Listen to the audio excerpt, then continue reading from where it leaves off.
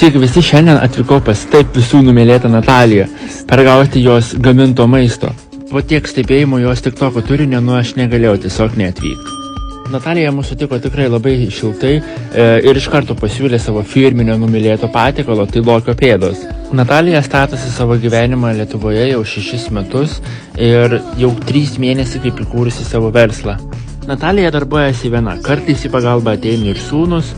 Ji myli savo darbą, įdeda visą savo širdį, ko pasiekoja ko gero ir tas maistas yra toks skanus, kaip namuose, pas mamą. Ir kaip ji minėjo, daržovės ji renkasi pirkti šviežias iš turgaus.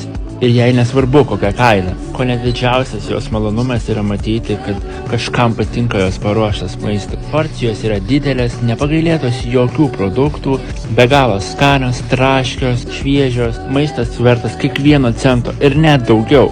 Kainos taipogi tikrai nesikandžioja, yra labai daug iš ko rinktis. Ir taipogi pas ją galima pavalgyti dienos pietus. Ir žinoma, pas Nataliją yra labai jauki atmosfera. Taigi šią vietą galite rasti Nagro gatvė 5A.